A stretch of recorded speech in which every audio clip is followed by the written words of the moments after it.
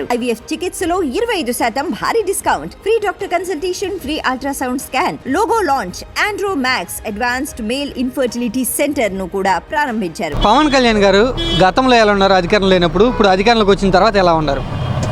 Silent అయిపోయాడు. అప్పుడేమో die చేస్తా ఇది చేస్తా అన్నాడు, మూసుకొని కూర్చున్నాడు. ఏముంది లేకపోతే ఇంకా టైం ఏమైనా ఉందేమో చూడాలి, అంతే అంతే కదా. మరి టైం లేదుగా.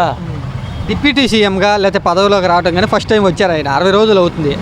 ఆయన పరిపాలన ఎలా ఉంది? ఇప్పుడు వరకు ఆయన పనితీరు ఎలా ఉంది? అదేనమ్మా, ఇంకా టైం ఉందగా, చూడాలి. సంవత్సరం అయిపోతాయి కానీ సంవత్సరం 2 సంవత్సరాలు అయితే తేలిపోద్ది. అప్పుడు ప్రస్తుతాన్ని చూడడమే, ఏం చేయలేదు. అధికారంలో ఉన్నప్పుడు ఎలా ఉన్నారు, అధికారం లేనప్పుడు ఎలా ఉన్నారు పవన్ కళ్యాణ్ గారు? అధికారం లేనప్పుడు టూట్ అని ఎగిరాడు, టవల్ తిప్పుకొని. ఇప్పుడు మూసుకొని కూర్చున్నాడు. చంద్రబాబు నాయుడు అలా కూర్చోబెడతాడు, అది లెక్క. చంద్రబాబు గారు అంతేగా మరి. సీఎం చంద్రబాబు నాయుడు ఆయన చెప్పినట్టు వినాలిగా. డిప్యూటీ సీఎం అని ఎగిరితే కుదరదు కదా. అప్పుడు టూట్ అన్నాడు, ఇప్పుడు లేదు సినిమా. వైసీపీ వాళ్ళ మీద దాడులు జరుగుతున్నా పవన్ కళ్యాణ్ ఏమాత్రం మాట్లాడతలేదు, పట్టించుకోవట్లేదు అంటూ వైసీపీ అంటుంది. నిజమేనది? అంతేగా మరి, ఏం మాట్లాడుతున్నాడు? అప్పుడేమో వాళ్ళు కొట్టారు వీళ్ళు కొట్టారు అన్నాడు. ఇప్పుడు మూసుకొని కూర్చోవలసింది, ఏం మాట్లాడి సీనే ఉండదు. సంక్షేమ పథకాల గురించి కూడా పవన్ కళ్యాణ్ ఏం మాట్లాడతలేదు. ఎలక్షన్ టైంలో అన్ని పథకాలకు నేను హామీగా ఉంటానంటే పవన్ కళ్యాణ్ చెప్పారు. ఇప్పుడు ఏం మాట్లాడతలేదు అంటే వైసీపీ వాళ్ళు అంటారు. నిజమే ఇక్కడ దేని మాట్లాడతాడమ్మా? ఏంటి ఆయన ఎమ్మెల్యే? వాళ్ళ పార్టీ కాదుగా, దేని మాట్లాడతాడు? ఆయన పని అయిపోయింది, కూర్చోవడమే. చంద్రబాబు నాయుడు గారు ఏం చెప్తే అది వినాల్సిందే, దాంట్లో సమస్యలు. ఏమన్నా నెగిటివ్ వస్తుందా పవన్ కళ్యాణ్ మీద ప్రస్తుతం? ఏం లేదు, జనాలు ఎవరు ఏం మాట్లాడుకోవట్లేదు, సైలెంట్ అయిపోయారు. టైం ఇద్దామన్నా పవన్ కళ్యాణ్కి చంద్రబాబు గారికి? అంతేగా, ఓ 2 సంవత్సరాలు చూస్తే అప్పుడు ఏంటనేది తేలిపోద్ది.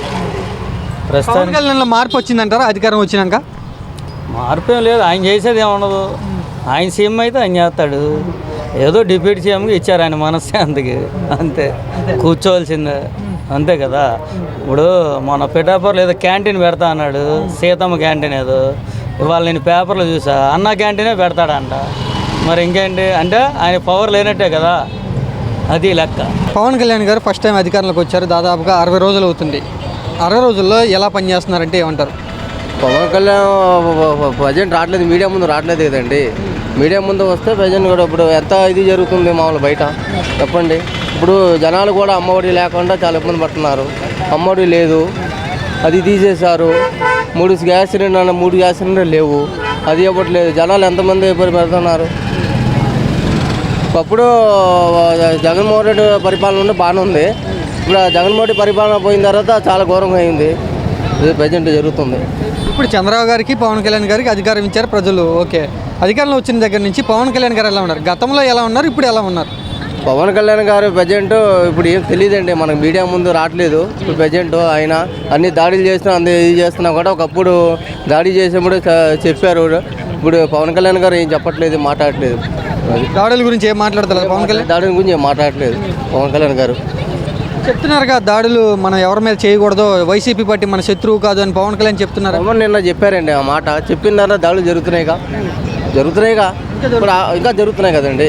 ఇప్పుడు ఒకప్పుడు గవర్నమెంట్ ఉన్నప్పుడు ఏమన్నారు, గంజాయి రాజు ఎక్కువ అవుతున్నాయి అది ఇది అన్నారు. ఇప్పుడు ఏముంది, మా గంజాయి ఇంకా ఎక్కువ అయిపోయింది. ఇప్పుడు అప్పుడు చెప్పారు గంజాయి, అప్పుడు గంజాయి ఇది అవుతుందని అన్నారు. ఇప్పుడు గంజాయి ఎక్కువ అయిపోతుంది. ఇప్పుడు ఎక్కడ చూసినా ఇప్పుడు పొద్దున్న చూడండి న్యూస్లో, ఎక్కడ ఉండి రాజస్థాన్ నుండి లారీలో పట్టుకున్నారు, ఎంత సరుకు పట్టుకున్నారు. ఇప్పుడు అది కూడా అది అయింది కదా. ఇప్పుడు అంటే అంతకుముందు పవన్ కళ్యాణ్ గారు ప్రజల కోసం పనిచేయట్లేదు, సైలెంట్గా ఉన్నారు ప్రస్తుతం కామ్గా. పవన్ కళ్యాణ్ సైలెంట్ ఉన్నారు, మేము మాట్లాడలేదండి. పవన్ కళ్యాణ్ మాట్లాడాలి అది. అయితే వైసీపీ కూడా ఇదే అంటుంది, పవన్ కళ్యాణ్ ఏం మాట్లాడతలేదు. అప్పుడేమో జగన్ బాగా గట్టిగా విమర్శించాడు, చాలా కోపంగా అన్నాడు. ఇప్పుడు చంద్రబాబు గారిని ఎందుకని ప్రశ్నించట్లేదు అని అంటున్నారు. నిజమేనంటారు? అయితే అది నిజమేండి, ఆ మాట నిజమే.